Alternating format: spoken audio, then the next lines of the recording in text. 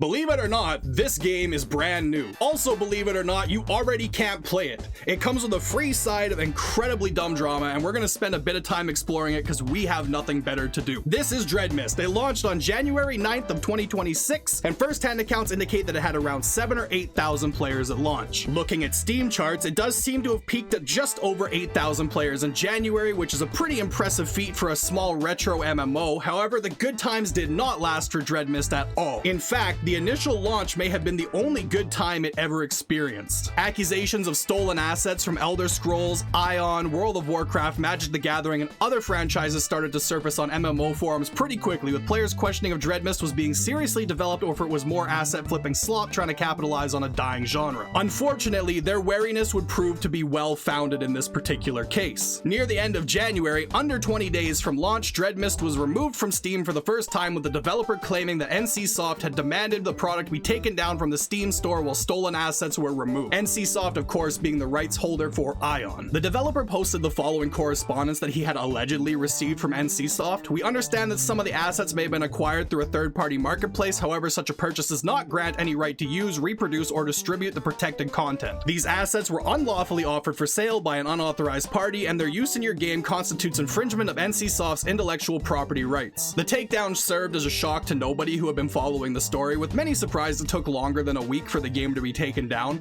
As referenced in the developer's message about Dreadmyst takedown, he had claimed that the offending assets had been purchased accidentally through a third-party website, incorrectly labeled as free for non-commercial use. However, many didn't believe this claim, as the offending material was far too obvious. Just looking at some of the comments from when it was removed the first time, it's clear that people were a little bit skeptical on this story, such as, all the icons were from Ion. If you close your eyes and listen to a stream, you'd think they were playing Ion. Dumb to expect it not to get taken down from Stream. If I recall correctly, the same store the dev quote-unquote bought the assets from were also selling assets from World of Warcraft, as well as his game was made with stolen assets from Ion 1, owned by NCSoft. Their story about the assets being bought and licensed is bullshit because NCSoft owns these assets and he ripped every single thing from Ion 1. This is not only about using an icon texture pack from some Chinese website. Every single thing is stolen, from skill icons, item icons, sounds, music, and even the exact skill descriptions from Ion 1 for the exact skill icon, even the character and item stats. This can only be done by someone who intentionally wanted to put together Ion 1 into another game.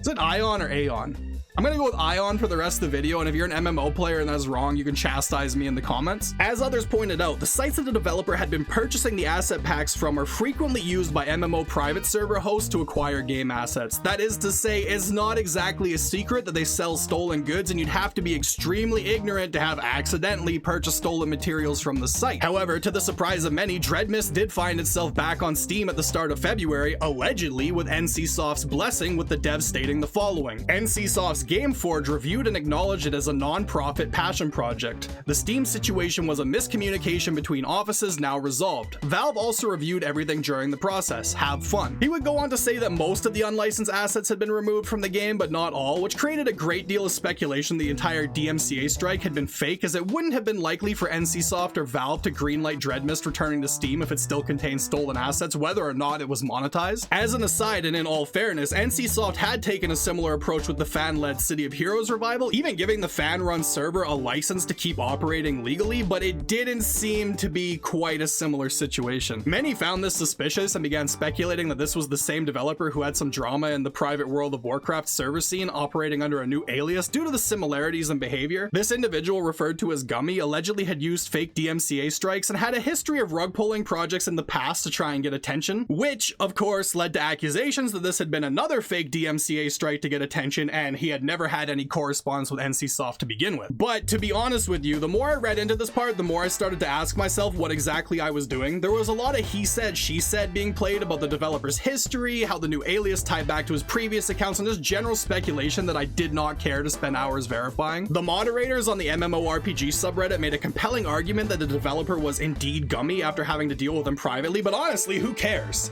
Once you get to the point that you're reading a thread connecting two accounts through shared profile pictures, it's a level of internet drama that I don't particularly care to get into. If it is true and it was indeed Gummy behind this game, then you think people would have expected these type of issues to come up, and honestly many did seem to predict the exact outcome long before it happened, but that's a topic for someone else other than me to explore. It's a lot of mess surrounding one individual who has done nothing particularly notable other than hosting World of Warcraft private servers that have their philodramatics, and I just do not feel like going down that rabbit hole because I don't even play WoW. If you search for the guy behind it though, you can find all sorts of threads calling him a serial liar and tying him back to different projects that have had the exact same issues as this one, so take that as you will, but we're gonna move on from there. Most of this is rendered irrelevant at this point anyways, and perhaps the most likely turn of events, the game is once again gone. Having lasted roughly the same time as its initial run, Dreadmyst was once again pulled down from the Steam store somewhere around February 24th, but this time there wasn't a clear reason given for its removal. The developer posted a simple message stating the following: "I've decided to step away from development. If you already have the game in your library, nothing changes for you, but the game will be removed from the Steam store. Thank you for everybody who supported this project." Of note, there was no indication given at how long the game would stay live and playable after being removed from the Steam store, though at the time of this video, the website is at least still live, and I was able to register through it, but we'll get to that later. That's basically the end of the story, and beyond speculation centered around tying Dreadmyst back to Gummy, nothing else particularly interesting has come of the situation.